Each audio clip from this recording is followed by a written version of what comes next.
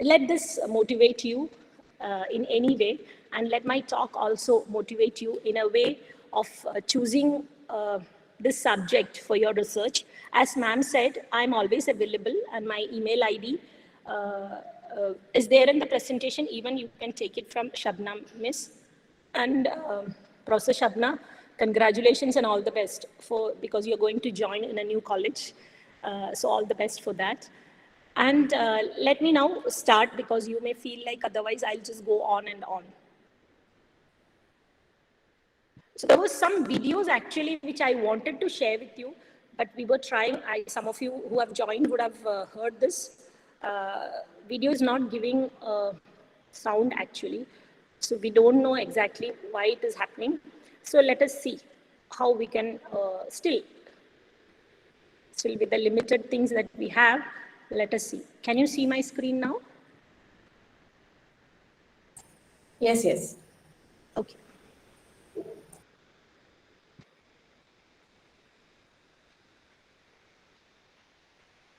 See, Meet is not the platform which I regularly use at NMIMS. We normally follow MS Teams. I've never tried video on Google Meet, even if I have used it for some presentations. So with this node, let me start my talk, the mathematics of fractals. So as a student of mathematics, as you all, yes? Full screen cover. Yeah.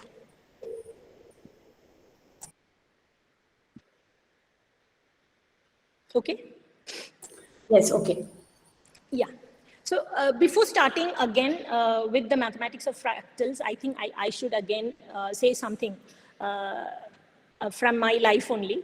See, when I went back and started working, or else came back, I should say, because right now I am in Mumbai. So I came back from Calicut after my MSc, and soon the next year I started working. And then again, I cleared my net. See, if you compare, and when Shabna was saying all these things, whatever be the reason, so it took again, see, after the MSc, it took again 3 more years for me to clear the net. It was because all the times I was not able to give the test, or else sometimes I was not able to do it sincerely because of so many other constraints. But these are not excuses, and this should not be the excuses, I feel. But still, it took 3 more years. In 2009, when I cleared my net, I felt like I should do PhD, because as you know now that after MSc, I've started my research, and I always wanted to do, and I should say it was one of the dreams of my mom. To be having a doctorate associated with my name. So definitely that would also have motivated me to come back. And then even when I wanted to do it, I wanted to do it with full scholarship and from a very good institute. So I thought of resigning my job and coming back to NIT Calicut. When I went back to St. Joseph's College, Devgiri, some of you may know Matthew sir. Matthew sir had guided me to Dr. Sunil Matthew from NIT. He has just joined that year, 2010, April or May, he has joined NIT. And when I went and met him asking for, I thought of joining there as a visiting faculty initially. But then when I went and met the director, he told me, why can't you, since you have a scholarship anyway, since you've cleared it, CSAR, JRF, so why can't you join here for research? So rather than it would be better than joining as a visiting faculty. So then, as Matthew sir guided me to Dr. Sunil Matthew, so that time even I didn't have an idea about which area of mathematics I'm strong at, or which should I choose as my area of research. So I went and met Dr. Sunil Matthew. I should say one of the reasons for me being energetic would be like by seeing him also. See, I was always, I wanted to always, but see, when you try to work with a person who's having a lot of energy, it gets transferred to you also. So I met sir, and sir was about to take students, and he just told me, Mini, which are the area that you're interested. He was a person he's a graph theorist actually. So he asked me, which area would you be interested in? Then I told, sir, I have not thought about it. Just because the director had given me an advice, I came to meet you to ask you about. Then he told, actually, I'm planning to shift my area to nonlinear dynamics. something like Fractals. So if you, once we have to submit the synopsis, I think all of you know, before you go for your research initially to an institute, you need to talk to a guide and somehow decide. Roughly, you should have an idea about which area you're going to choose. At least for the interview purpose, you need to do that. Later on, you can change it once you join. That can be done. But for your interview, definitely you have to submit a synopsis. And sir had sent me some. So he told me you can go back and then I'll send you some articles on fractals. Just go through it. It's a little bit harder part of mathematics, but let us see whether we can do it. But truly, I should tell you, the moment I started reading about fractals, see, as any student who's learning something for the first time, it's just like a child, no? So because in that area, you are a child, you don't know anything. So you started just reading or you have started learning. And what happened is, see, I was so excited about the articles. It was general articles that he had sent, nothing of the mathematics, I should say. I was so excited to see the pictures, wonderful pictures, and how it was being interpreted, the basic definitions of the basic things about fractals and what is happening in fractals and the applications. I got excited and I just said yes to him. But when I actually started studying the mathematics of fractals, actually I understood that it's not so easy. Definitely it's not so easy to understand is one thing. Another thing is it's very difficult to generate results also, if you see. So we had a tough time. Actually, me and my sir had learned it together. For him also, it was a switch over to a new subject. So we did the mathematics part together by buying books, basic books, and we started studying. And so it was a little bit difficult, I should say, generating results. But maybe, as I've told you, so everything just fell in place, and that is how I have done my PhD in mathematics, in fractal geometry. And after this, again, to continue research also, it was not so easy. I have published few papers, that is for sure. But the students who are right now working with me, I don't think they are also so you should be having a little bit more of an inclination, and you need more of a time. You have to be fully into it to whenever you are in research. That is what I feel. So this subject is very interesting, and it's a subject with a lot of applications. And this is one of the subjects that is definitely going to excite you.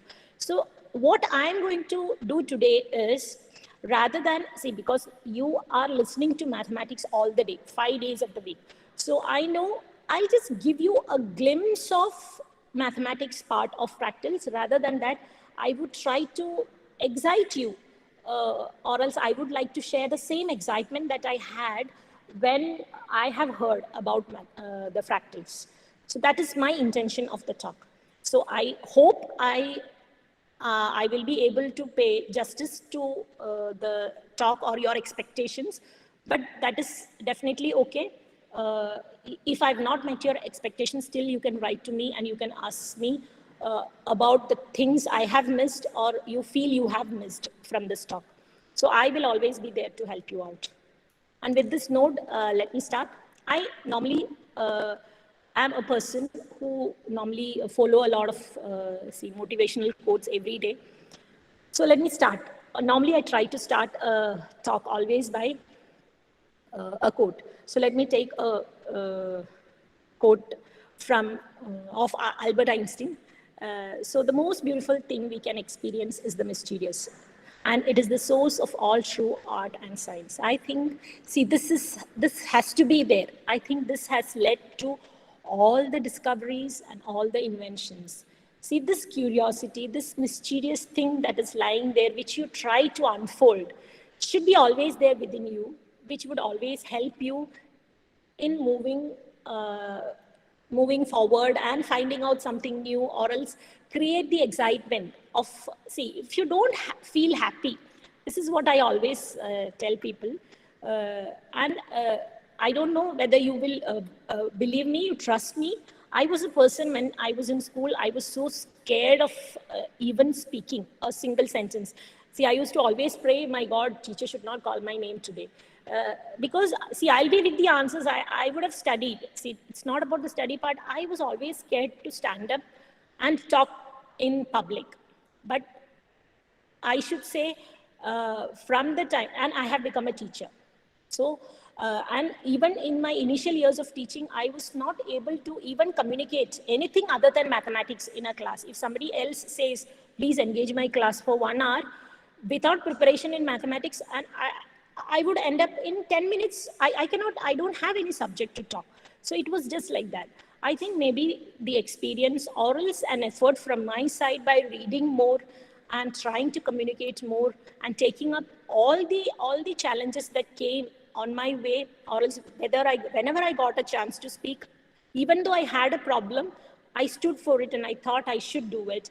That is the only one way of getting rid of this, what do you say, hesitation for speaking in public. So I think in a way now I enjoy. This is the most wonderful thing I have experienced talking to the youngsters like you. So, and this is why I feel privileged and I feel like so happy to being a teacher. So now we are going to talk about fractal geometry. So now, when I'm talking about fractal geometry, I should say something. Now, once you know about fractal geometry, you will start seeing things around you differently. So I should say there's some danger also. Why? Because see, once you learn about this, you have a risk of losing your childhood vision of clouds or trees or the flowers or everything around you. Okay, so your interpretations of these things with the knowledge of fractal geometry is not going to be the same, I should say. See, actually, the observation by Benoit Mandelbrot, which has been written in this slide, these are all the what do you say, statements from his article only. So he is considered to be the father of fractals. And actually, his observation of the geometry of nature has led us to think in a new scientific way, actually, about the edges of the clouds or profiles on the top of the forest or the horizon. So this is how he called it as the geometry of nature. So he introduced fractal geometry by calling it as the geometry of nature. So now, see, geometry is always concerned in making our spatial intuitions objective. So, see, once I share my screen, I'll not be able to see the questions. So, whatever you share in the chat box. So, if you have any query, Shabnam ma'am, so please do tell me. See, if there is any problem on the other side, you please unmute and tell me, because I'll not be able to read the chat box now since I've shared my screen full. So you all know the classical geometry. So classical geometry gives you a first approximation of all the structure, okay, of the physical objects. So I should say it's the language which we use to communicate the designs, okay, of the technological product very approximately. But your fractal geometry, it's just an extension of classical geometry. So you see fractal geometry as an extension of classical geometry. It can be used to make more precise models of physical structures like ferns to galaxies. Say, for example, I would say if you want to model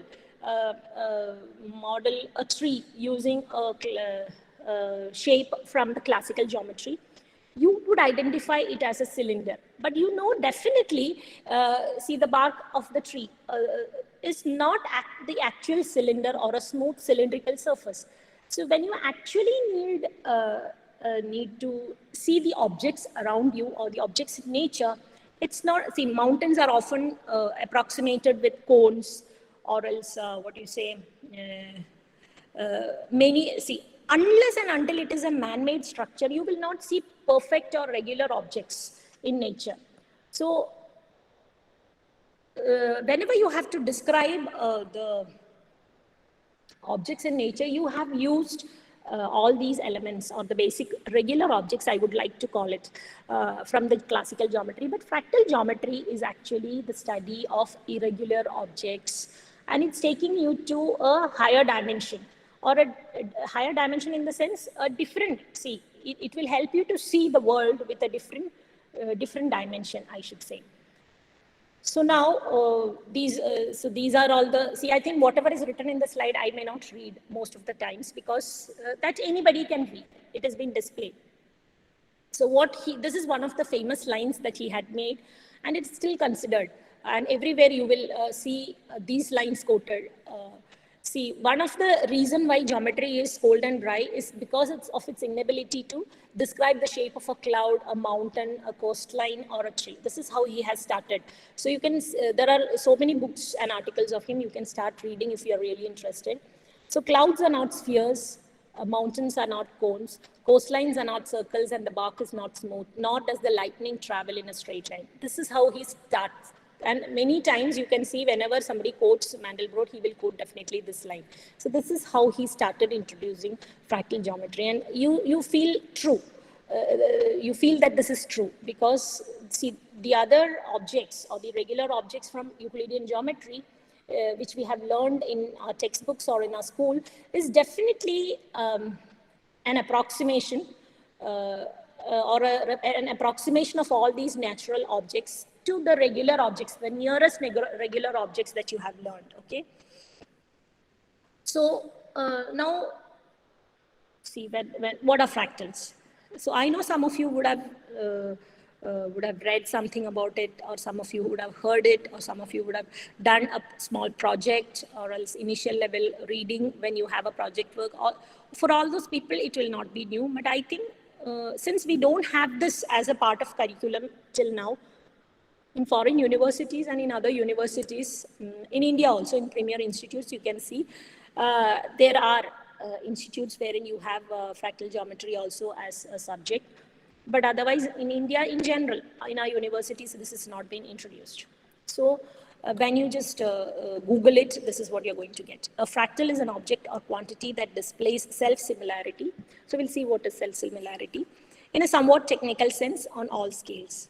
So fractals need not exhibit exactly the same structure at all scales, but the same type of structures must appear on all scales.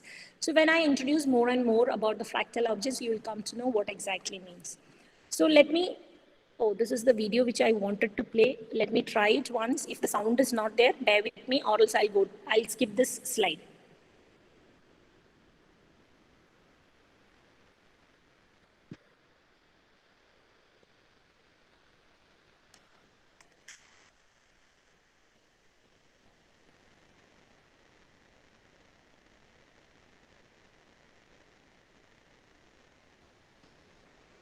See, wherever you see around, so you can see.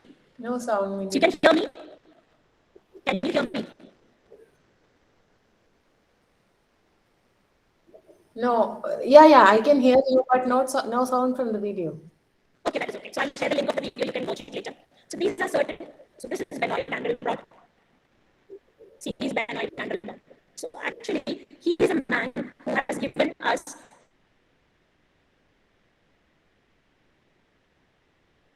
an interpretation of fractals.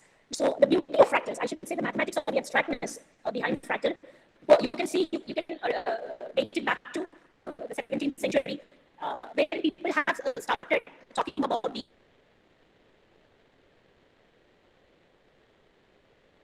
abstractness, or else I should say the curves, which are not at all different, which are continuous but not differentiable anywhere. So thus, those kind of, what do you say, references you can see in literature, but see, only with the advent of computer, we started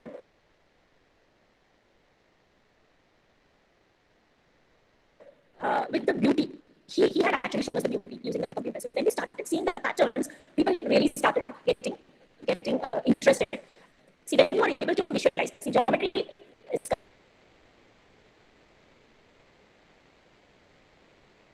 considered to be, see, there are two types of people actually. Those who are very good in algebra part, so the analysis part, and the geometrics. The people who are very good in geometry, he was identified as a person who was very good in geometry because his visualization skills was good, and he tried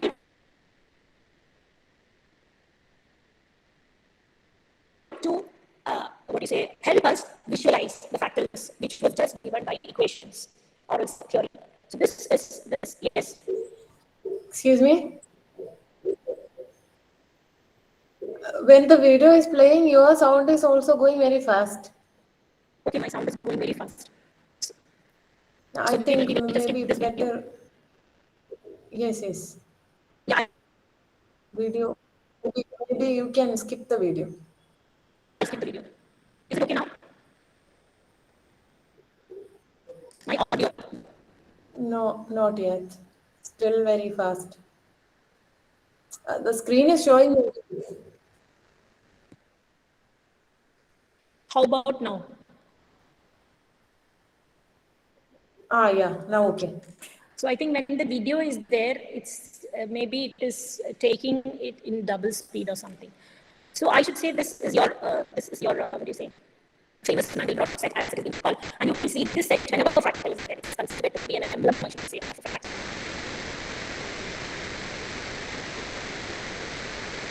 This Mandelbrot set, I'll just show you how this is being generated. Sorry, but it's We are getting again to speak fast. very fast. So okay, I'll just show you that picture of what do you say, Mandelbrot set. Is it okay now? I hope this is okay now. Okay, so Yes, let yes, me tell okay. you. So I'll just show you that set, and I'll share you the link of this. See, all these videos has not been done by me. Obviously, it has been taken from YouTube. These are all the famous mathematicians who are right now working in the field of what do you say, fractal geometry, who have done contributions to fractal geometry, and those were the actually they are talking about the beauty plus the mathematics part of it. So as I was telling you, so the Mandelbrot set is considered to be the classical example, or whenever you see fractal, that is one picture that you will see with fractal. I'll just tell you how to generate it using, see, it's actually generated by a recursive, you have an equation and you have to do recursively apply that equation, and then you plot it with certain conditions, and then you get it. And then you shade different regions with different conditions with different colors, and then you end up with that picture. So, and that is called as Mandelbrot set because he has actually given us the visualization of that equation in that manner. So let us move back to the history a little bit. See, whenever we say something, we have to go back to history and understand from where it all started. Since I'm introducing this as a new subject to you. So later on, if we have time, or else at any other time, when you want to listen more to fractals, we can go to more theoretical part. When I have only research students or else MSc final years with me or the faculties with me, because I feel like I'm also addressing the degree students here. So I think I need to keep their enthusiasm also alive. So I'm going right from the basics. So I hope everybody would not mind this. So actually you can see this, what I was telling actually, you can see in one of the articles of Leibniz in 17th century, where he is mentioning about something on self-similarity. Actually, he had spoken about only the self-similarity of a straight line. So that is why it didn't go ahead, I should say. In 1872, in Weierstrass paper, you can see something that has been mentioned about a curve which is continuous everywhere but not differentiable anywhere. So some concept of what exactly fractals means. See, if I tell you to give me just a one crisp definition for fractal, it would be difficult. Even if you Google, you may not be able to find it. Because just like if I ask you, what is life? You may not be able to give me a crisp or what do you say, one single definition, but you can always help me understand life or living things by life by relating it to living objects, and you can give me certain properties by which you can identify a living being or else a living object. So just like that, I should say, fractal, if you just ask me for a one-line definition, still it is not available, because whatever properties we have identified for a fractal object still is not being satisfied by all the fractal objects. Say, for example, if I say I'm a living object, I can move. Whereas tree is also a living object, it cannot move. So but we both are living, we are both living things actually. So some of the properties have been shared by all the objects, some of the properties are not. So actually I can list down the set of properties, or else I can add to certain kind of objects properties each time, but I cannot give you a one-line definition always. Because you may come across a fractal object which is not satisfying that property and try to tell me, no, this is not a proper definition. So I'm not taking that, what do you say, I'm not taking that advantage and saying that, okay, no, I will give you one line definition, no. So if you learn more and more, you will see interesting properties which you would have noticed many times, but you would not have known the mathematics behind it. So this is what do you say, in that paper, you can see this is the picture that he had mentioned about the curve which is continuous everywhere, but not differentiable anywhere. And this is a picture of the Van Gogh curve, which was developed using a see, I'll tell you how it has been done. So I'll show you a video also of how it is done. It will be clear to you rather than me explaining it. So actually what you're doing is you are repeatedly trisecting a straight line and trying to join it. I'll just use the board also sometimes. That time I will just show you how this has been generated. So you have a straight line, you try to divide it by 1/3 and then try to join it by a triangle. And you continue this repeatedly, iterate it repeatedly, so you will end up getting a curve like this. And this curve is actually something which will satisfy this property, because the more and more you try to zoom in, you will try to see the same pattern getting repeated. Okay, so that means you will not end up seeing a straight line there, which is normally expected, as we all have learned in calculus. So I'll come to that also. So now then, after that, in 1915, Sierpinski's constructed Sierpinski's triangle, and that also I'll just tell you how it has been done. Then the Fatau and Julia described the fractal behavior associated with mapping complex numbers. These were all theoretically done. Okay, and that times definitely the computers were not there. So after this, Julia set, after Fatau and Julia, actually the ideas about attractors and repellers, and eventually the development of Julia set, because Julia set is also associated with this fractals, fractal geometry whenever you study. So now, what is the basic idea of geometry? So, or else what does geometry deal with? So geometry actually deals with objects and spaces. So any geometry for that matter. So you study about the objects living in certain space, that is all. Sorry.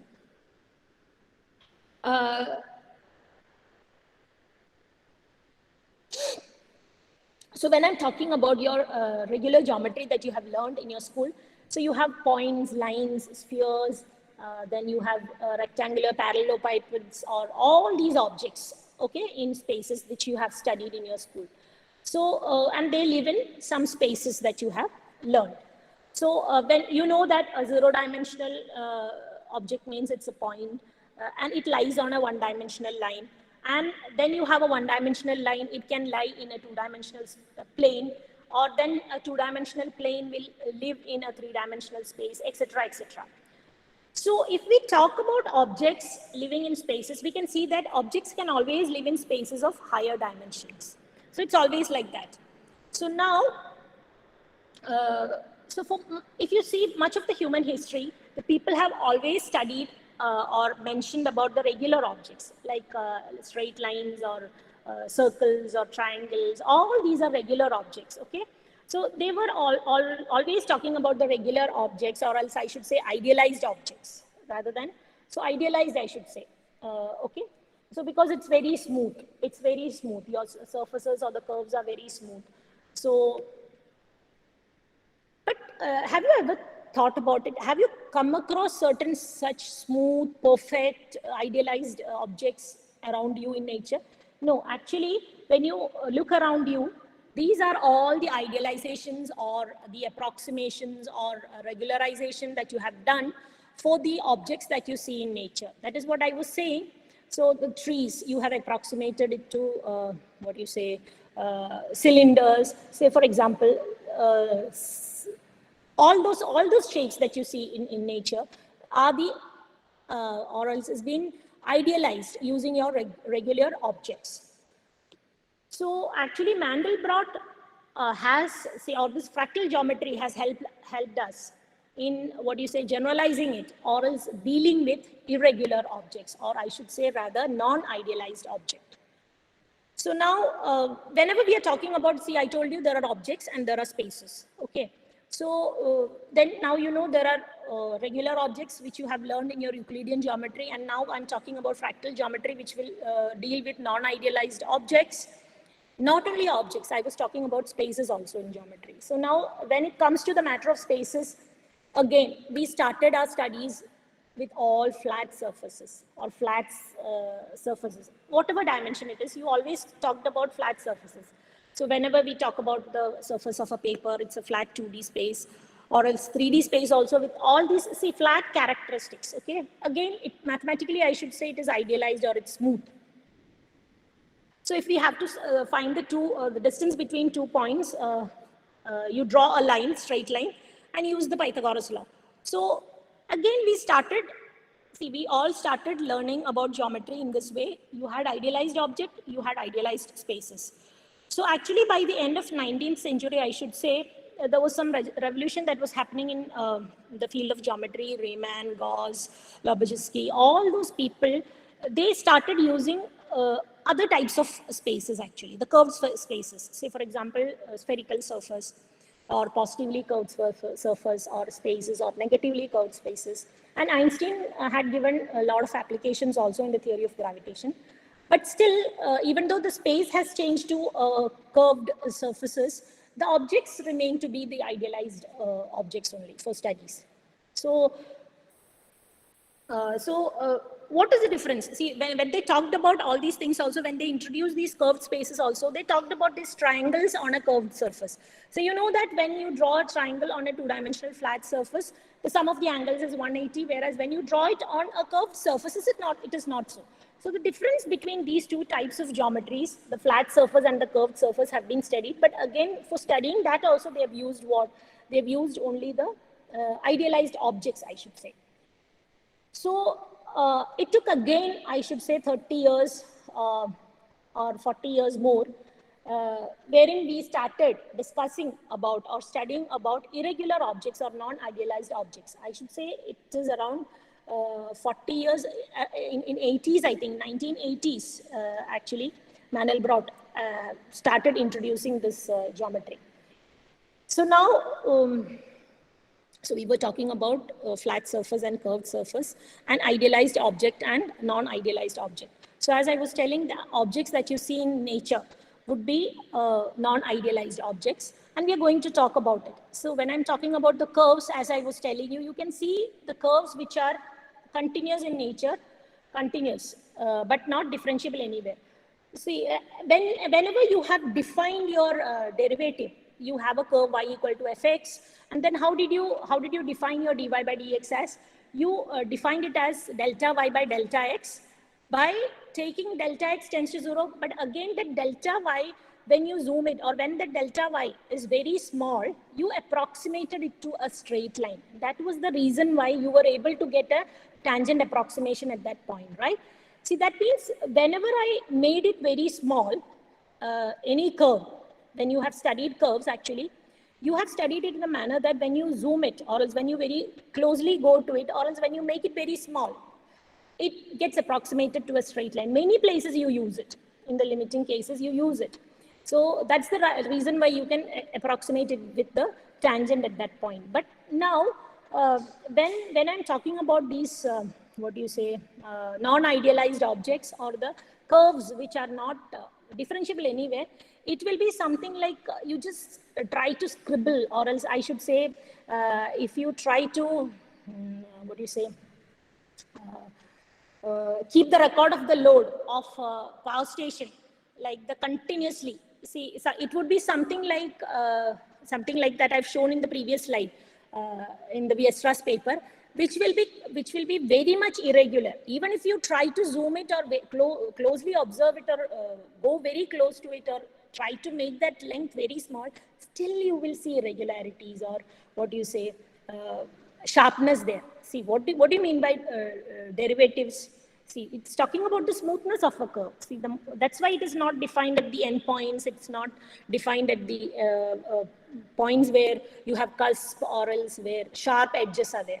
Because you cannot approximate it by a single tangent. So it's going to be different. Your left-hand side limit, that is how mathematically you would have learned. But I think you would now know that derivative Is whenever in mathematics you start reading papers or else in your textbooks also, whenever I say smooth curve, the meaning is it's differentiable. See, smoothness, or else I should say, see, wherever you want, you can draw a tangent there.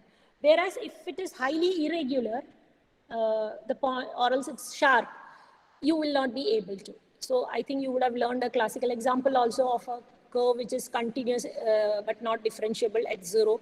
One example, this will be one example which you would have heard in Labaiba also, y equal to modulus of x. You know that modulus of x equal to 0, you have, it's having a V shape because the negative is also being mapped to the positive side. So you get a V curve y equal to x, you are just taking it to the other quadrant.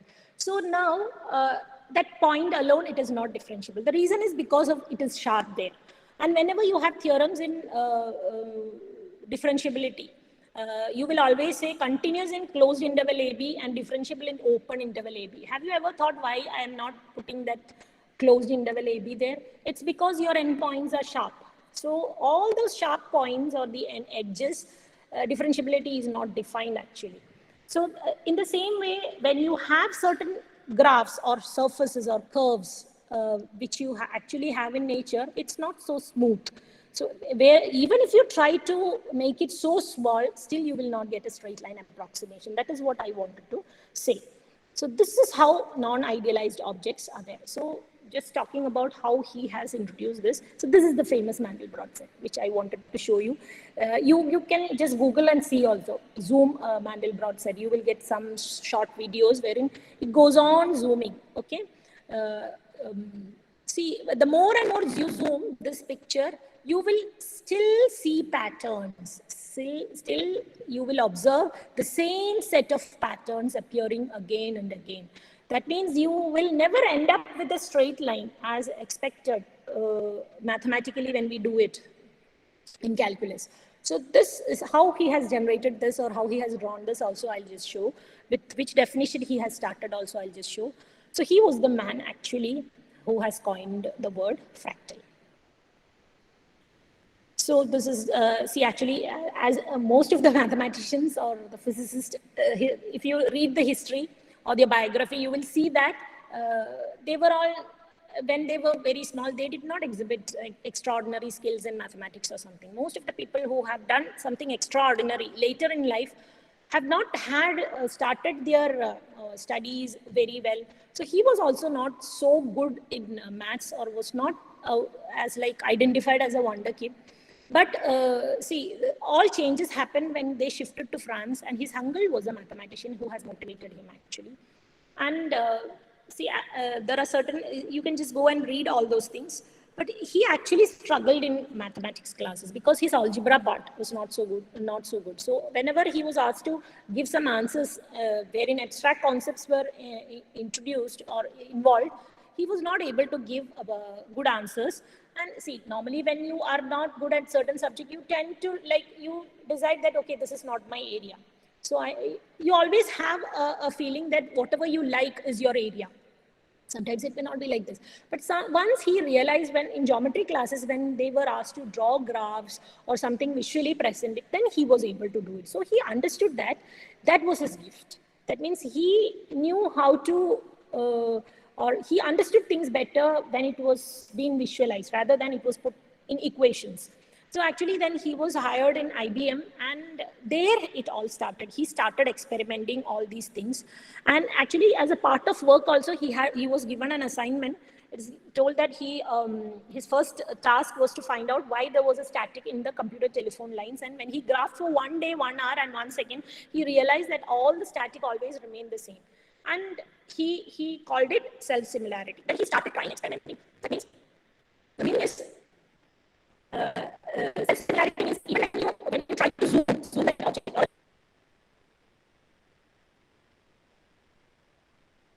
take the smaller part of that object and try to enlarge it, you see the same object itself. So try to see the same object. Yes.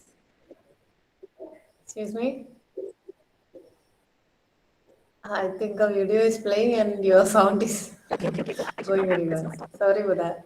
Okay, so now just to explain that, he just did this example with his hands, which was shown in the previous picture. See, it could be something like this. If I generate the same say I take my hand and I try to generate the same structure repeatedly at the endpoints again, at the fingers.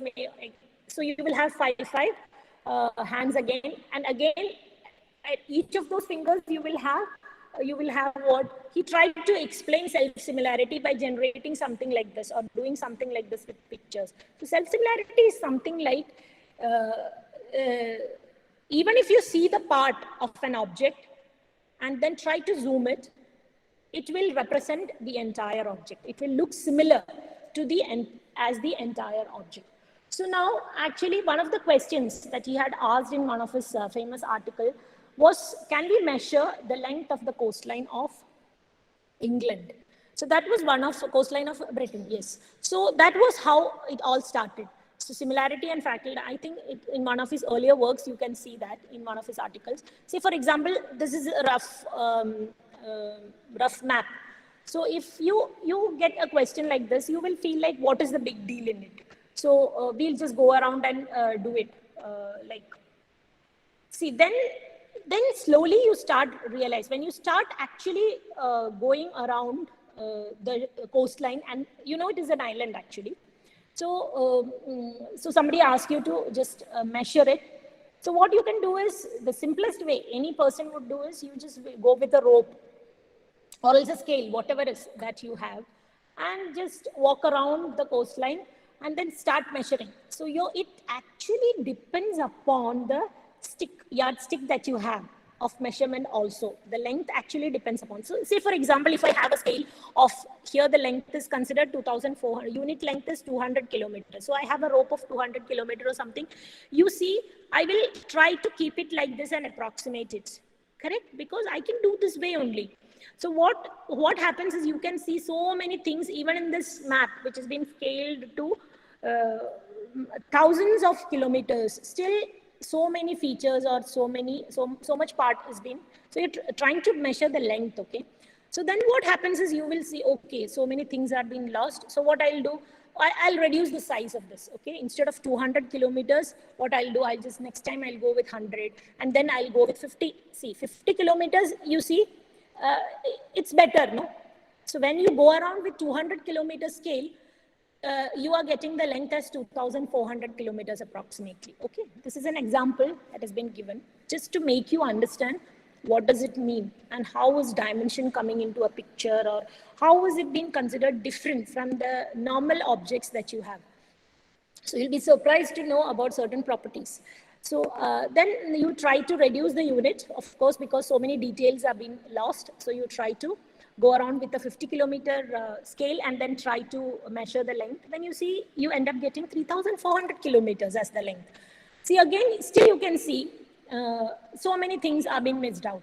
So then you then you keep on reducing the size of the scale, and then you see, like, you get the perimeter or the length, as you see that the length is increasing when you try to reduce the length of the scale.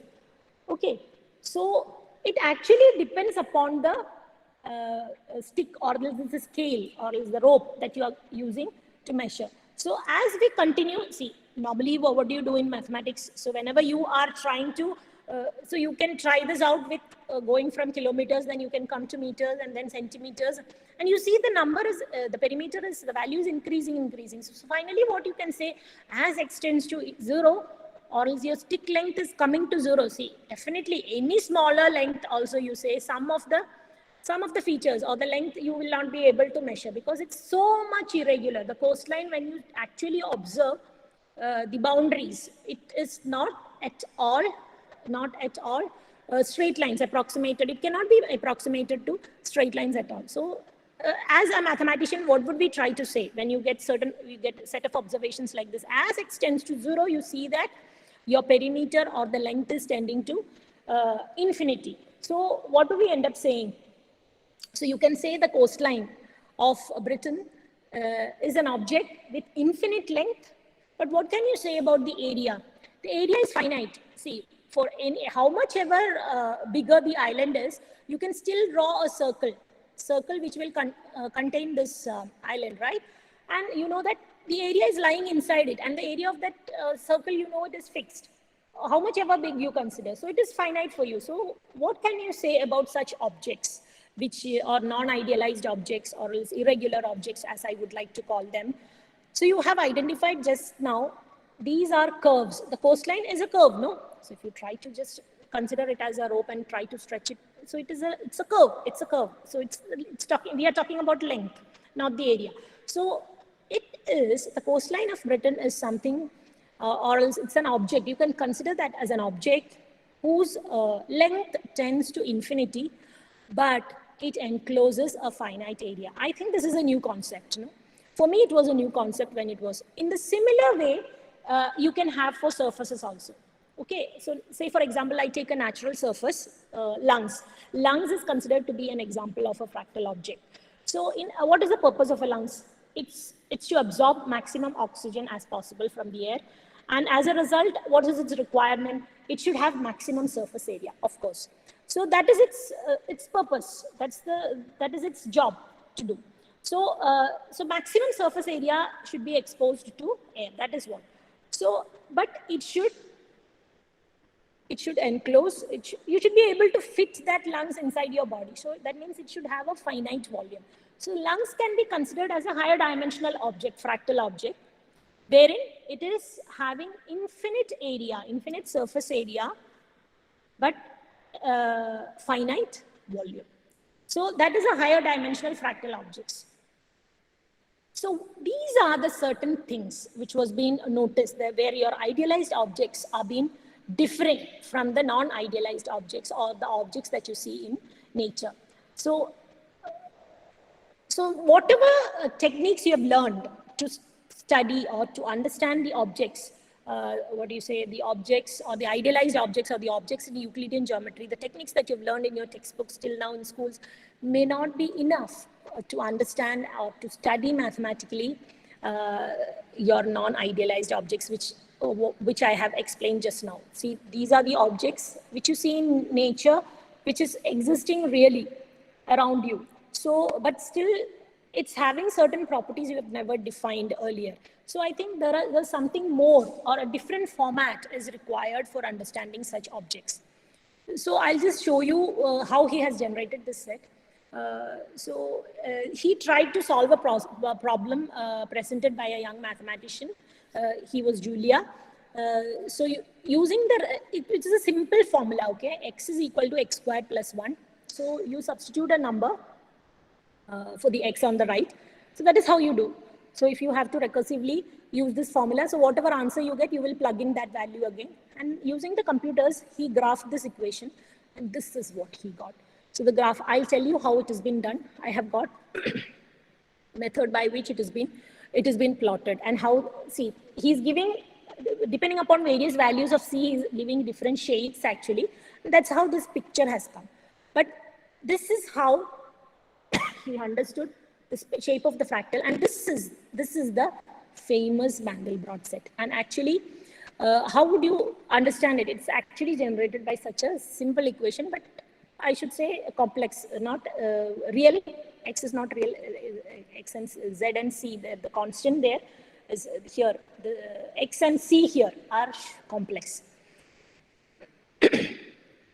So that time, mathematicians started to call them as monsters. Why? You know, because they had to be iterated infinitely to obtain something like this, and it was so difficult, no, to be explained, the properties to be explained. It's not. See, you start. This is what I was saying. Recursively, how do you do? You have x squared plus constant as a function. So you just seed means the initial value. You substitute some value, x naught squared plus constant. Then what you do is, this is how you generate or iterate a function. So this is the second step of iteration, then third step, etc., etc. So you will see, and these, if you plot these points, you call it the orbit of x naught, from where you started, okay? So let us understand these orbits, or the path of these, how is it traveling?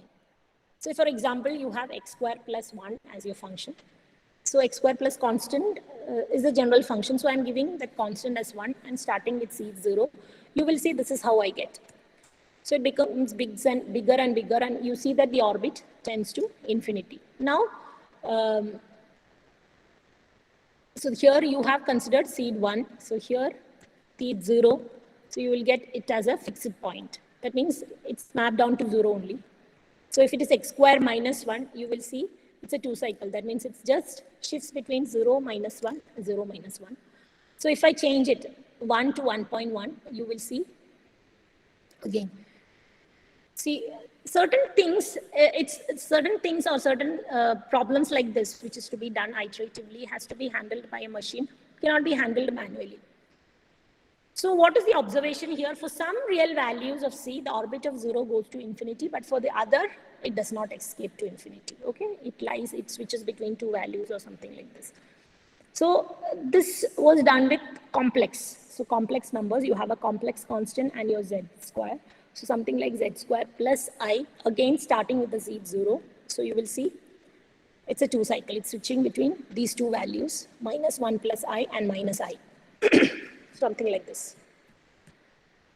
Okay, now if I change it to 2I, this is what I'm going to get. You will see it's becoming bigger and bigger, and it will escape to infinity.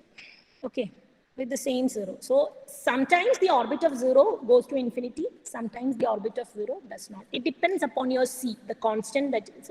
So even with the same seed or the initial value, you tend to get the orbit behaving in a different manner. So all C values for which the orbit of 0 does not go to infinity. So why are we so much interested about the orbit of 0? It's because for z square plus C, it's the critical point. Okay, that's why it's been studied. So what he did is he started with a grid. You know, this is how the complex plane looks like. You need a 2 dimension, so A plus IB.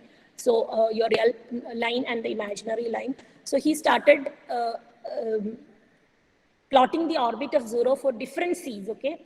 So he then started coloring those points which gave a fastest escape to infinity as red color, then orange for a still slower escape, then yellow, then green, then blue, violet, and then finally black.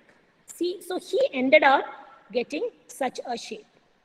So this is how he was able to see. What he did is he just colored these C points with different colors as according to how this has helped what do you say, the orbit to escape to infinity. So this is how he got, this is actually called capital M, or the Mandelbrot set. So here also there is a video. I think still it will not work.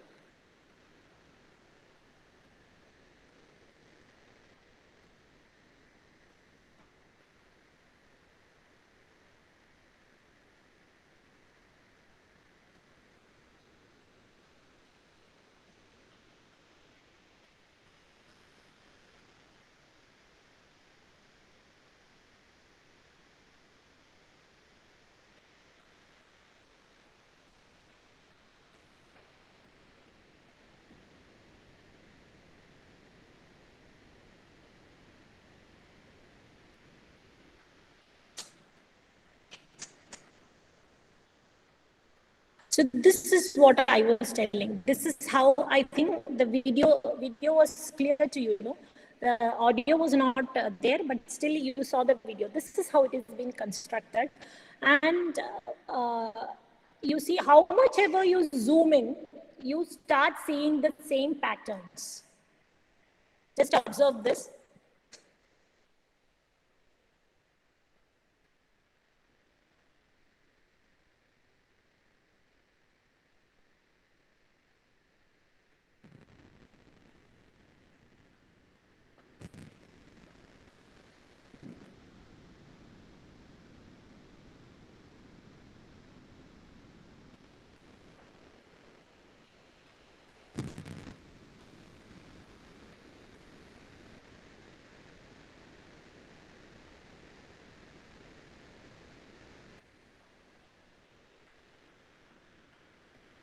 This is also a Cox snowflake, it has been called. It is also an object, fractal objects, for which it was just been told as, see, when you just remove the side and then increase its length, so this is how it goes on increasing. The length of the side becomes 3 into 4 raised to infinity if you iterate this infinity. So I cannot substitute infinity, but you can understand that 4 raised to n, where n tends to infinity happens. So that means the total number of sides or the perimeter actually tends to infinity, but this is a curve which is, you can always enclose it in a finite circle. So that means it's having a finite area.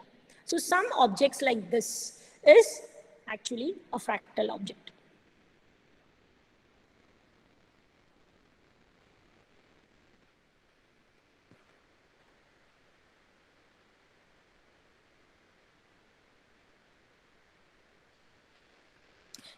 So now what are the applications? What are the applications of these fractals? One of the major applications is being in fractal antennas, or else I should say it has been used in your mobile phones also. So what happens is, see, if in your regular antenna, you are able to only capture a single signal or else a multiple of the single signal. Okay, whereas when you have a fractal antenna, so when you put it for, radio, then you will be able to only capture those FM frequencies, or else for TV, then you can only capture the frequencies for TV channels. But when you have something similar to this curve as in your antenna, what happens is it captures so many frequency signals. So see, instead of this antenna, if you're able to use this kind of an antenna, so it will actually be able to capture more signals. So this is actually used in your mobile phones also. I don't know whether that picture will be, I'll share the link of this. So it's actually been used in biology also too much nowadays. So now coming to the dimension. As I've told you, to understand these objects, how much time do I have?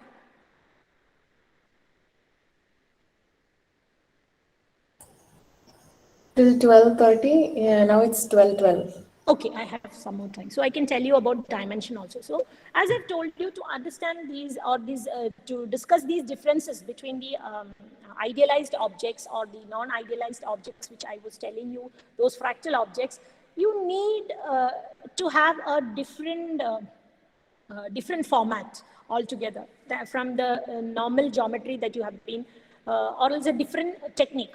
Okay, so there comes the equation of dimension. So see, this is where we realize we had never actually come across the real notion of dimensions in our book. See, I don't know how the idea of normally the dimension has come to you when you have learned in school, because I don't think in schools we are introduced to dimensions. See, I think mostly it came by intuition only, no? So we know that a point, it is 0-dimensional, curve is 1-dimensional, or what do you say? A surface is 2-dimensional. See, how did you know it? I don't remember how it was introduced to us. This dimension notion was introduced to us in schools. We just learned it or understood it. Maybe because we are in a higher dimension, we were able to understand all those smaller dimensions easily. Maybe that is the reason. Or else, just by your intuition only, you have learned the basic notion of dimension for sure. Then you have chosen mathematics, and then you have started learning this dimension. In so many ways, in each of the subjects, you would have learned about dimension in a different way, different kind of way they would have introduced it to you. So you have a basis, the number of elements in the basis. See, so many ways it is being done. So, but I don't remember how it was being introduced, but still we knew something. Like this is a 1-dimensional object, this is a 2-dimensional object. We were able to say, I don't know actually how it was being taught to us. Now, when I'm going to tell you about the dimension of these fractal objects, which I've just shown to you, I will say they have non-integral dimensions. I know it's going to be very difficult for you to take it from me, because how can an object have a non-integral? Non-integral means which is not an integer, because right till now, whatever we have learned, it is 0-dimensional, 1-dimensional, 2-dimensional, etc., objects only. So we never thought about objects having, see, those who have read about fractals definitely would know now that these are objects which is having fractional dimensions, or else decimal points coming in dimensions, non-integral dimensions, I should say.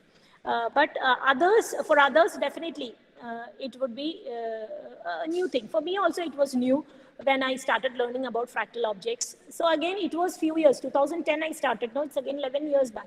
So a lot of more studies have come, and you have been also introduced to so many things. So you would have heard about it. But for me, I should say I'm explaining it in the same way as I have been got introduced to fractals.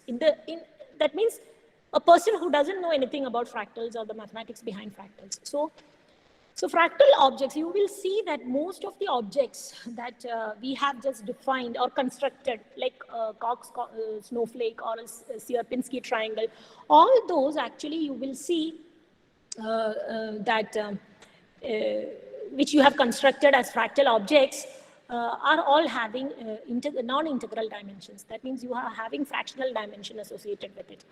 So I know the ancient people also would have had the same difficulty when, see, you know how, why numbers were introduced. See, numbers were introduced actually for counting, if you go back to history. So normally the purpose of introducing numbers, and I think when people started wanting this fraction in their calculation, and they started introducing fraction, then I think people, those time also people would have had difficulty in accepting that. Because see, when I say I'm using these numbers only for counting, like I say four cows or three children. See, I cannot say 3.5 children or 3.5 cows. No? So they would also have thought it in the same way. What is the necessity of having these fractions? Because we cannot see, even those numbers, have you ever thought about it? I see, sometimes I go out of the way in the class also. I ask my students also when I introduce, I think I had a complex numbers introduction class. That time I was asking my children. So after defining everything, one student was asking me, oh ma'am, finally what has happened? Finally क्या हुआ? Root of -1 तो मतलब अभी भी मालूम नहीं है ना. And I was asking him, see, how can you say root of -1 is not known to you? No, he's saying, I have just given an I for that. No, but you don't know the value of it. Then I told him, do you know the value of 2? Do you know the value of 3? No, we don't know actually. See, it makes value or sense to you when you associate it to something. When I say 2 toffees, or else 2 phones, or 2 books, then 2 is making sense to us. Am I correct? See, it should be thought out in the same way. See, simply a 2. What does 2 mean to you? Nothing, no? Does it make any, see, if you have any idea other than what I'm saying, you can just unmute and tell me. So for me, see, these are all the certain small things which excites me, and it sometimes comes quickly when some students ask me something. So I was telling him, if you cannot take root of -1 from me, and you say that, what is the point, ma'am? It's only root of -1. It's not having any meaning. Then I should say 3, 4, 5, 6 is also not having any meaning. See, the moment you associate that number to something, or you relate it to count something, or else say some value, then it makes sense. I got marks 3.5. So for each question, I had a 1 mark. So I made mistakes, these many mistakes. So I got 3.5 marks out of 10. So then it makes sense. Simply I give you no other variables, or no other objects, or nothing attached to it. Simply numbers will not make sense. So I think you can take square root of -1 also from B the same way you have taken 2, 3, 4. So it's as simple as that. So it's always like that. So people see anything newly introduced, or it's totally going away from all the standard definitions that you have, it is always a little bit difficult for us to accept. So why are we talking about these things?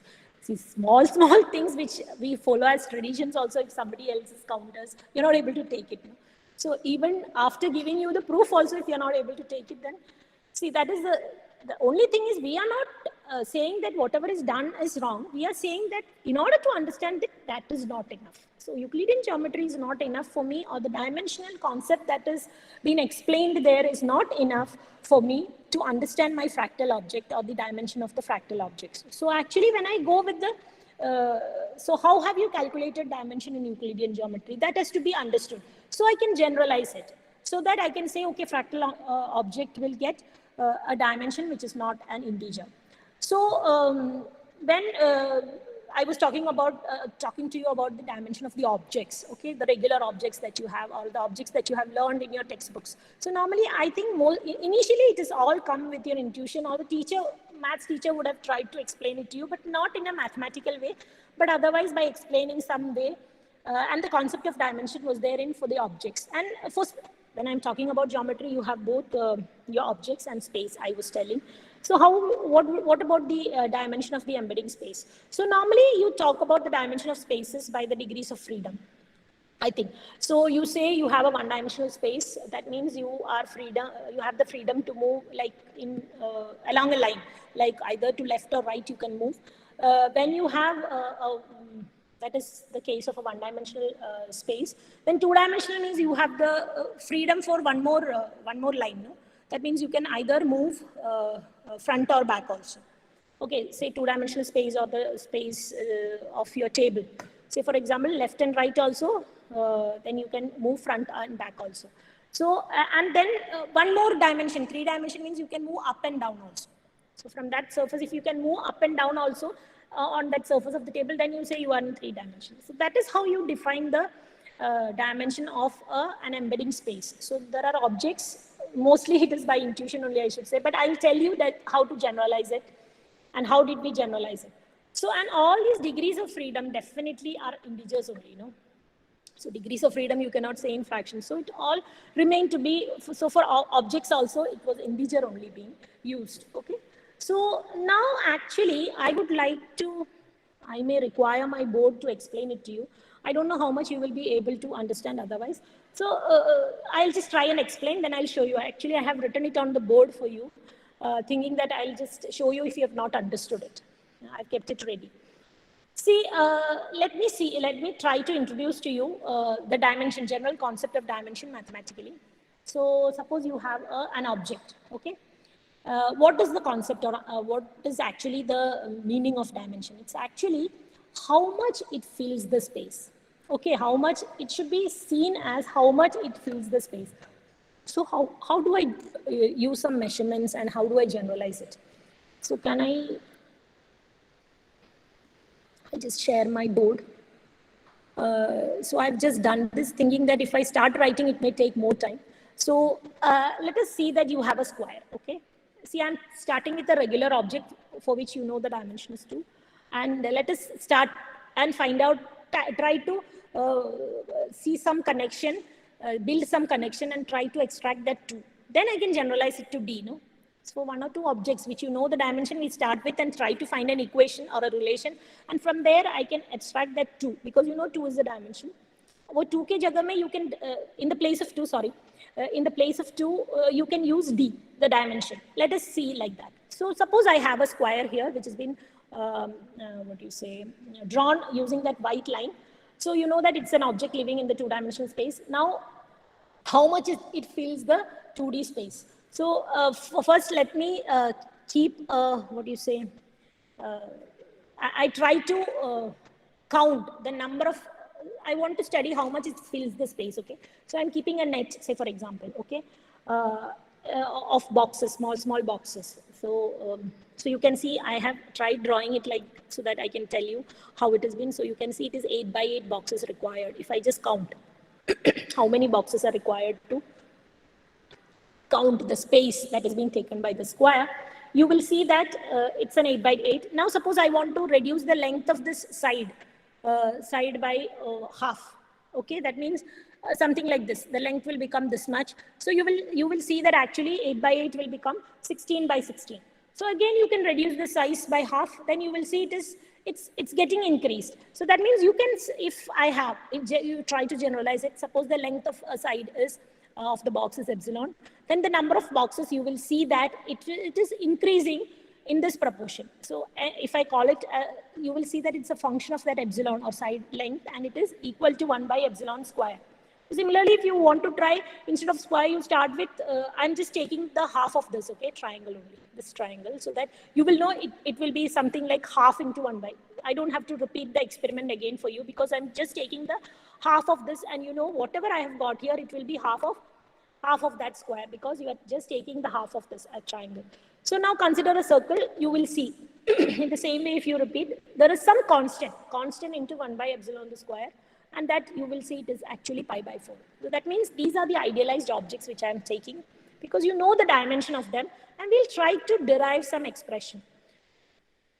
So where is 2 lying in this equation? So I can generalize this, okay? So whenever I have these 2-dimensional objects, idealized objects, what am I getting? I'm getting n of epsilon. That's the number of boxes required to cover that object is equal to k times 1 by epsilon the whole square.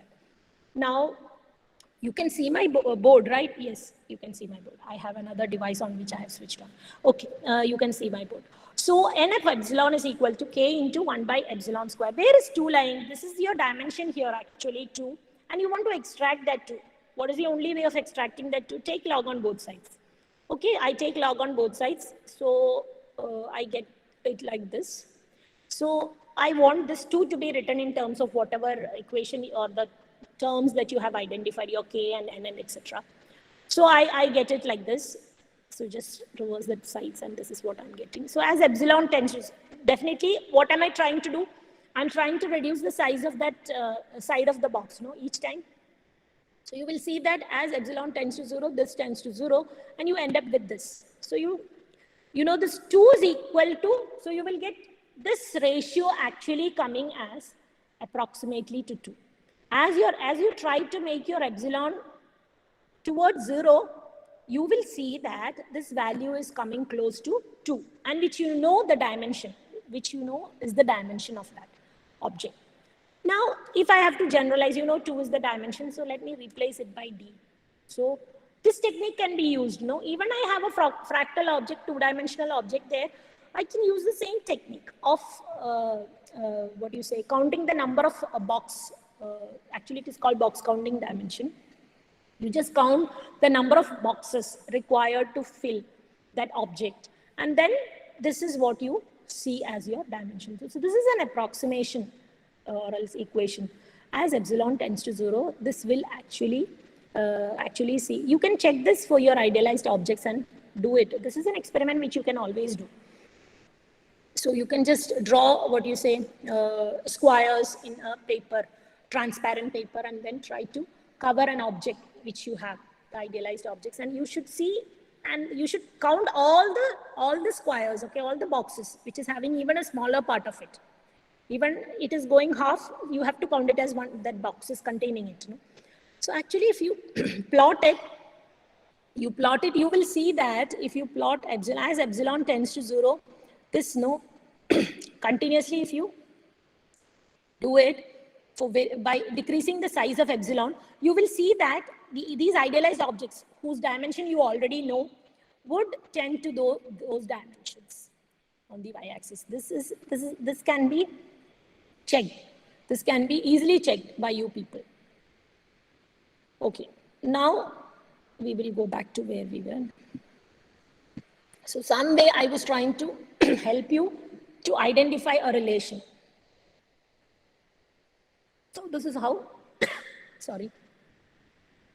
how you calculate the fractal dimension. I'm actually taking those objects which are regular objects for which you know the dimension. So you know the dimension of a straight line, dimension of a square, or dimension of a cube.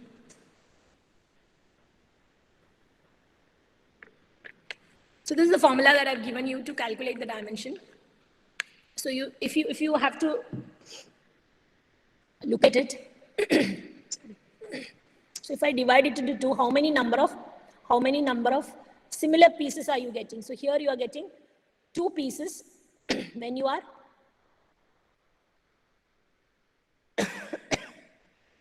when you're dividing it into 2 self-similar pieces you're getting. When you're dividing it into 3, again you get self-similar, 3 self-similar pieces. So this is how you're trying to use the notion of self-similarity.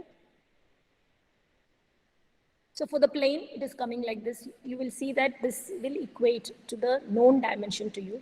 So the same technique can be used for a Sierpinski triangle, which is considered to be a fractal object.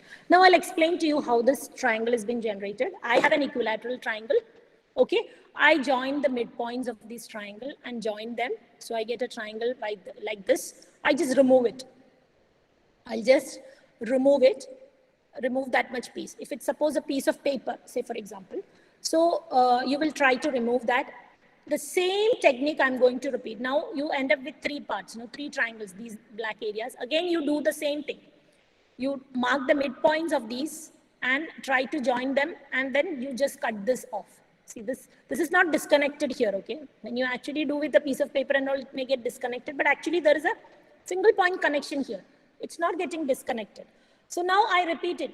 In the next iteration, what I'll do, I end up with 1, 2, 3, 4, 5, 6, 7, 8, 9 triangles here. For each of these 9 triangles, I'll repeat the same procedure. I'll just mark it, the midpoint, and then join them, and I'll cut and remove that region. So I keep on doing this n number of iterations. See, in order to do it, in real case, it's going to be very difficult, but you can see this definitely using a software. You can try removing this, and then you will actually end up with actually it is only a curve. Then you will have only lines connecting, no? You will not have.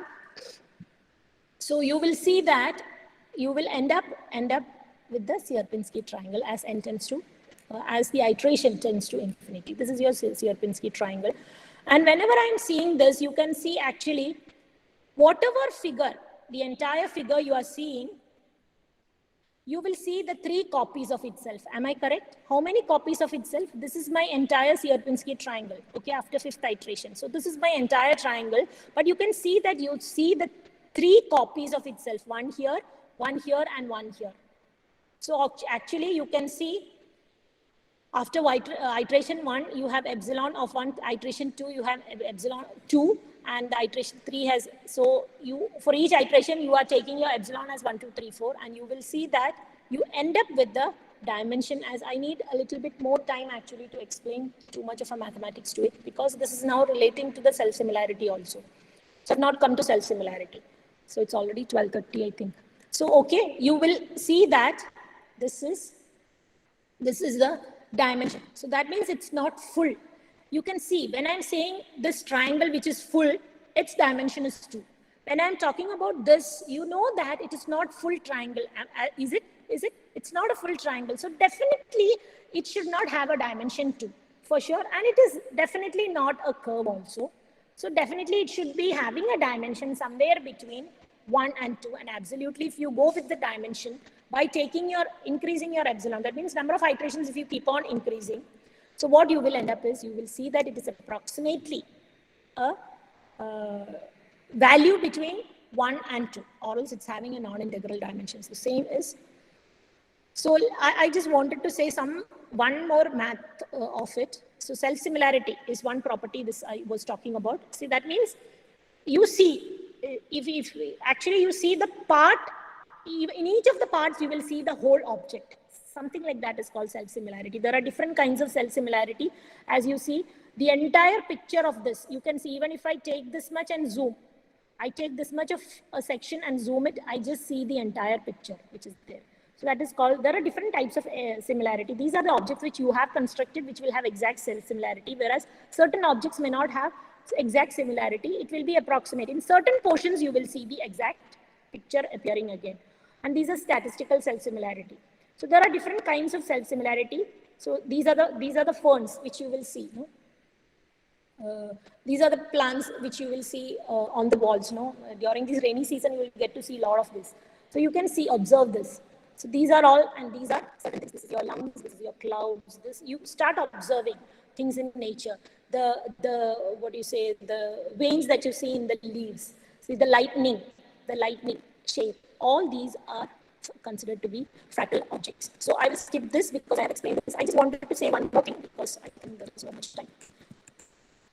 See, how am I doing? Now you will be thinking like, okay, so theoretically, using your analysis, I should say, how do I approach it? So let me simply give you, I'll just stop with this. You consider a fixed Euclidean space Rn, okay? So, and now HRN is denote, let it denote the set of all non-empty compact subsets of Rn. So it can be any space. I'm taking the general space Rn. So you have you need to, I'm going to define a metric on it so that I get the metric space, okay? I want to apply fixed point theory there. So You need a complete metric space. So I'm going to define a Hausdorff metric on it. It's actually defined as the maximum of distance of between A and B and distance of between sets A and B and A. Okay, so it's been proved that it's a complete space under this metric H. And now I am going to give you a mathematical way of generating fractals in your math lab. Math lab in the sense, not math lab, in your, for a mathematics students, theoretically, how do I generate? I should have an IFS. IFS is something known as iterated function system. So you have a complete metric space XD. Together with that, you should have a set of contraction mappings, okay? W1, W2, etc. Contraction mapping means you will have a contraction factor associated with it, say for example, S1, S2, etc. Okay, you need an iterated function system, and whenever you have an iterated function system and you have a complete space, you have another, you know what is a contraction mapping. So when you have an XD complete space using a Hausdorff metric, just now I showed you that you can define or you can have a complete metric space on the set of all non-empty compact subsets also, HX with Hausdorff metric. So what happens is there exists a transformation. So when you have an IFS in XD, you have a collection of contraction mappings there.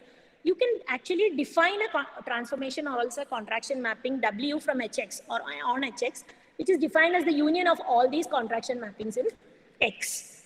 Okay, and since HX is a complete metric space and you have a contraction mapping here, so you should have a unique fixed point by fixed point theory, and that fixed point is actually called as the attractor of this IFS, and which turns out to be a fractal.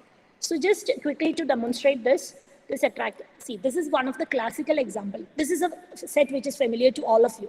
Okay, this is a classic set, no, Cantor set. So how can I generate it?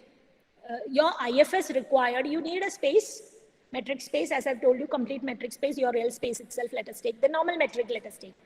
So, or else instead of real space, I'll take a subset, closed interval 0, 1 is enough for me. So these are the two functions. You can see that this is actually, you can identify a Cantor set as the two copy of itself, right? Whatever you see on the left-hand side is exactly what you see, the replica you see on the right-hand side. So actually you can see a Cantor set as the two copy of itself. So that means you need two functions to generate. So you know the first function is actually x by 3 and the next one is x by 3 plus 2 by 3. You just substitute this. You have to continue this iteration infinitely to end up getting a Cantor set. So what will happen? You plug in 0, you get 0. You plug in 1, you get 1 by 3. That is my interval. So 0, 1 you started with, then you applied these two functions, then you will get 0, 1 by 3. And when I plug in 0 and 1 here, you will get 2 by 3, 1. So that is the first iteration. Now, second iteration, what do? You plug in these 2 points, 0, 1 by 3 and 2 by 3, 1, to both of the functions. You will get 4 parts. You continue this steps infinitely, you will end up with the, Cantor set, which is a classic example. And actually, the dimension of Cantor set is something like 0.6. You know, it is not an entire straight line. So it should not have a dimension 1, but it's not 0. You know, obviously it is not 0 also. So it is something between 0 and 1. And actually it has been calculated as 0.6 something. I don't exactly remember the value. This is the Sierpinski triangle which I was talking about. Actually, it is starting with the two-dimensional object, right? You're removing certain portions. So how do you generate? So your x comma y is mapped to x by 2, y by 2, then x by 2 plus half y by 2, then x by 2 plus 1 by 4, comma, y by 2 plus 1 by 2. So these are the functions that will help you generate. So after one iteration, you will end up with this figure. After second iteration, applied to these endpoints you will end up with this figure. So this is so whenever I say a fractal object, you can always find a set of functions, contraction mappings that will generate it. Okay. So theoretically, you need to have a space, and then identically you will have a set of non-empty subset of compact subsets space. On that you define a metric and make it also complete. So you have a collection of IFS in your XD, the original space, and that will actually help you to define a new transformation, contraction mapping in your new space. And there you can define this fractal as its fixed point, unique fixed point. So theoretically, it can be done. So these are certain applications. And I think this is one video which I want to, no problem, no need of sound for this. This, I think, this will take you, I think some of you would have seen this video also, but I think I should end with this. See, this will take you from the micro to the macro. I think first we are going to the macro and then coming back to the micro. So you are in the earth, you will go to the space, how much ever possible as of now, and I'll quickly take you back to the micro level, whichever is possible to be seen now.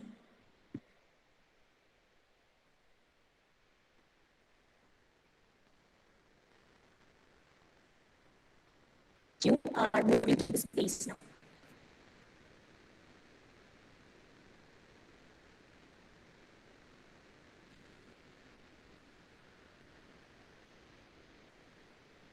The scaling is written here, 10,000 kilometers, 100,000, 1 million kilometers.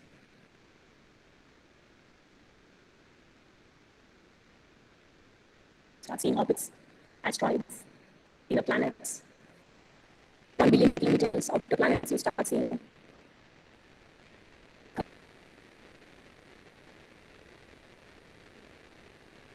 The belt, dwarf planets, 1 trillion, you start seeing the cloud.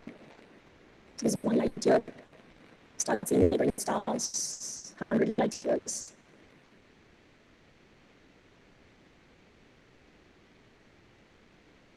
$1,000 light years. See, this is the Milky Way, and you go 1,000, 100,000, 1 million light years. You start seeing galaxies, the local galaxy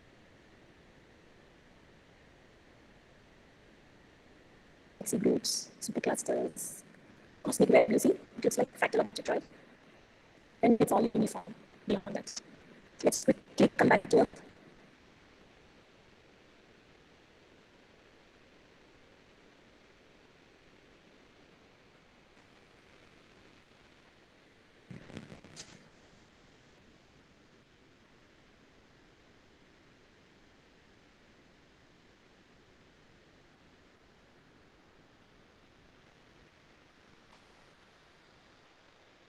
Let's go to this.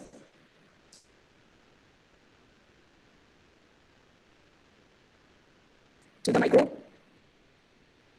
1 centimeter, 1 millimeter, 100 micrometers. Red cells.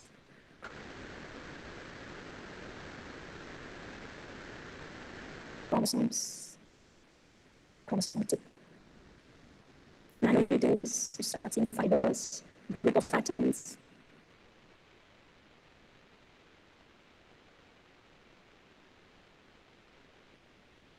Inner electrons, micrometers now. Nucleus, 100 centimeters.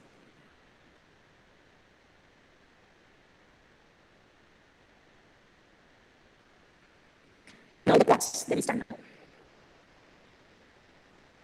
So quickly we come back. So I've just taken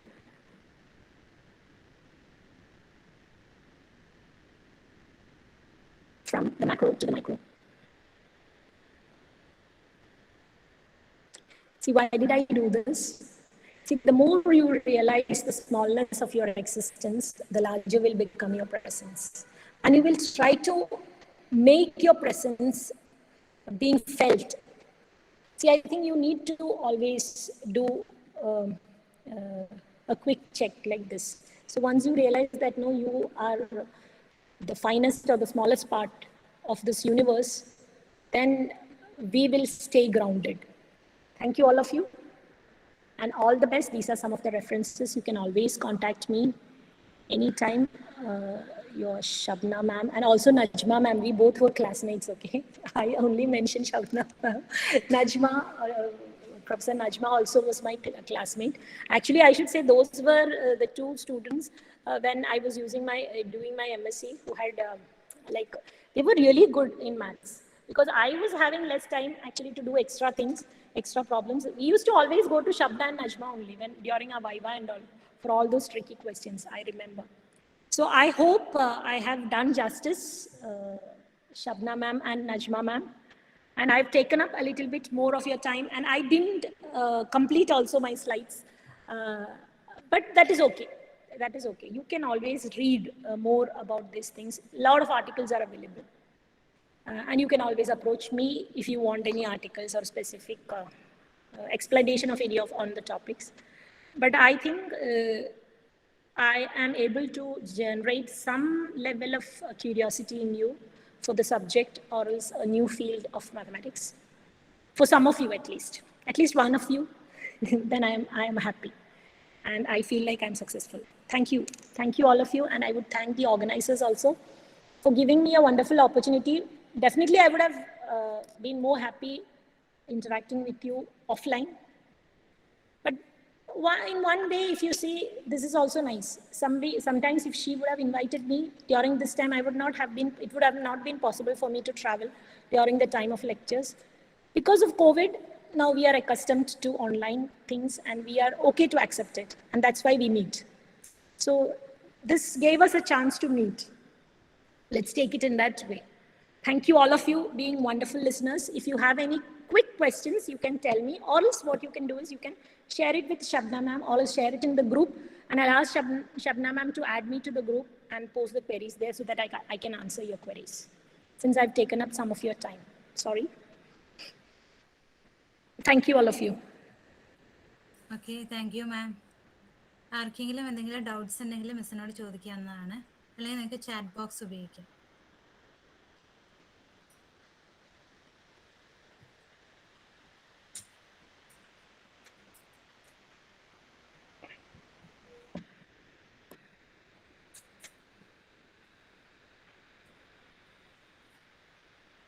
Is there anything in the chat box? I'm not able to see. No, okay.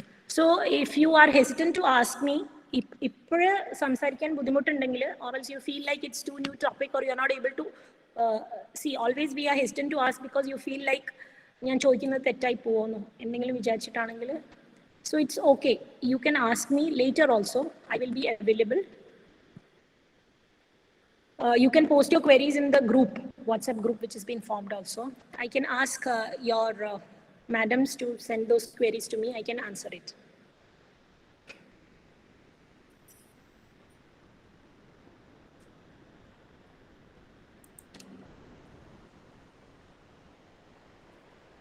ആർക്കെങ്കിലും എന്തെങ്കിലും ചോദിക്കാനുണ്ടോ മിസ്സിനോട്?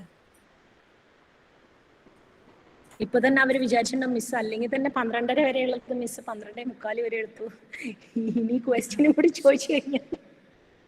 Everybody have a lot of plans, no? I understand. Actually, I have taken up their time. Hi, Najma. I just went off. Najma ne patti parnilla.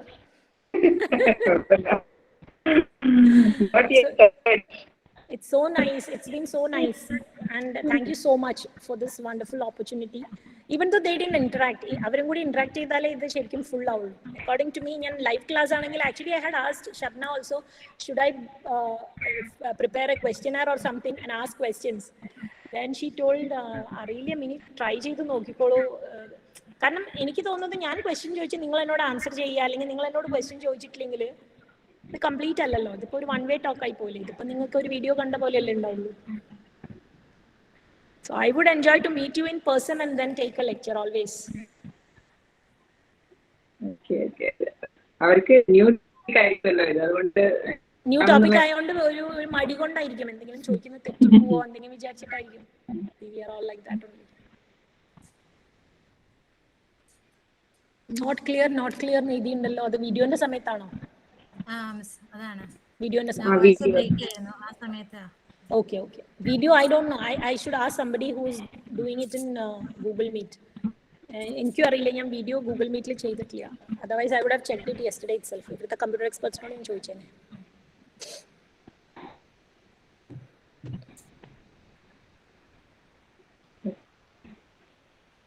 happy to see you. Yeah, so happy to see you both. So Najma is going to continue with this college only. Shabna മാത്രാണോ പോണത്? Continue. Okay.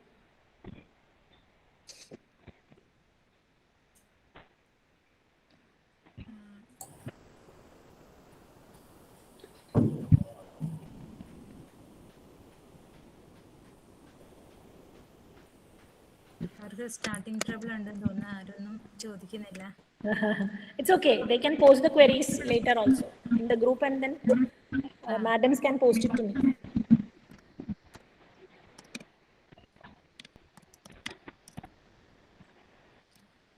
Shabna മിസ്സേ ഇനി wait ചെയ്യണോ? വേണ്ട ദിവ്യ, വേണ്ട. നന്ദി പറയുന്നതിനായി ഞാൻ വിഷ്ണുപ്രിയനെ ക്ഷണിക്കുന്നു. BSc മാത്സിലെ Vishnupriya.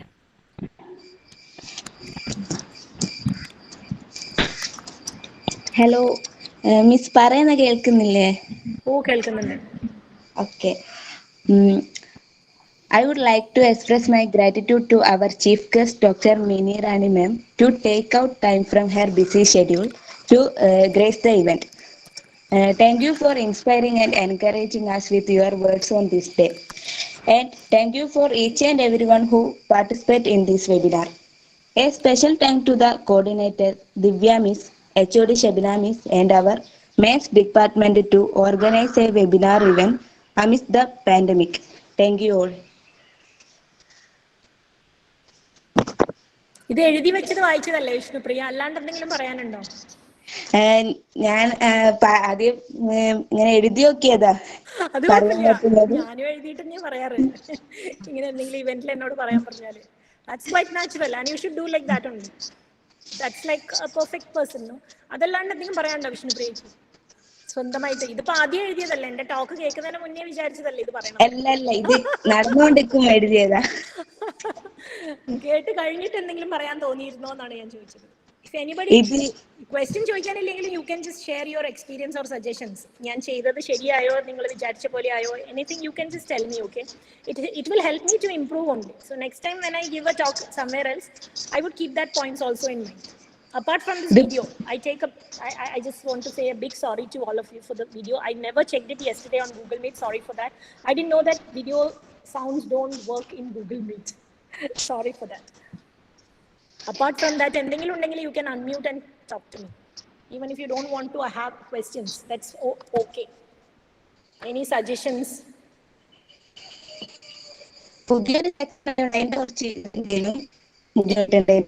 എന്തെങ്കിലും മനസ്സിലായോ? മനസ്സിലായി. വീഡിയോ പ്രസന്റ് ചെയ്യുമ്പോൾ വായിച്ചു നോക്കുന്നേരം കുറച്ചെങ്കിലും എന്തെങ്കിലും മനസ്സിലായോ? ഇനി വായിക്കണം എന്ന് അറിയണം എന്നോ തോന്നുന്നുണ്ടോ ഈ സബ്ജക്റ്റിനെ പറ്റി? അതിലുള്ള കുറച്ച് വായിക്കാൻ പറ്റും. Okay. So you can take up for degree students and MSc students also, you have projects, no? You can think about taking projects. There are a lot of applications also in this topic which is being done. You can take up a topic on this also. So mathematically, theoretically you can do it. Even application sites also, if you want to do, you can do it. So it would be one of the interesting topic or something new, or apart from what you've been doing regularly in the lectures. ഒരു different ആയിട്ട് എന്തെങ്കിലും ചെയ്യണമെങ്കിൽ you can always take this and start reading things on articles on fractals.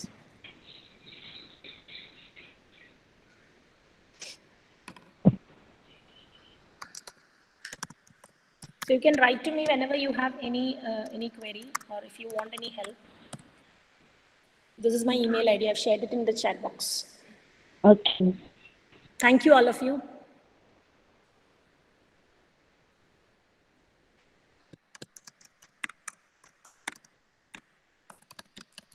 Thanks, Mini. Thank you all of you. Thank you, Miss. Thank you. So I'll quit, right? I can exit. We'll soon meet physical, okay? Yeah? We'll invite you. Yeah, definitely. A physical meeting. Yeah, definitely. Offline meeting. Yeah, you can stay in your home and then. Yeah, definitely. I can come. See, I would always enjoy. See, taking lectures is my passion. You just give me students. Give me students. I can talk to them on any topic you ask me to. No problem. Yeah, you can talk like anything, right? Yeah, I can talk like anything now, out of experience. Yes. Earlier, I used to struggle in my first years of teaching. No, I couldn't talk anything except what I have prepared. But now we are all like that only. Seriously. but because very passionate and motivating. see, what I feel is,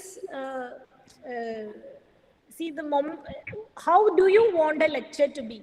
See, I would never want my lecture to be so monotonic and what do you say, the teacher comes prepared with the stuff and then she starts teaching without saying anything else, without, see, to make it light, no, I started doing it because I thought I would have enjoyed such a lecture rather than a purely, what do you say, monotonic, I should say, no? Normally, maths teachers are, what do you say, notorious, like not famous. Maths teachers are considered to be like that, no? Normally, students say, no, boring lectures, maths. You are at least in the midst of students who want to study mathematics. For me, I am in the midst of students, management,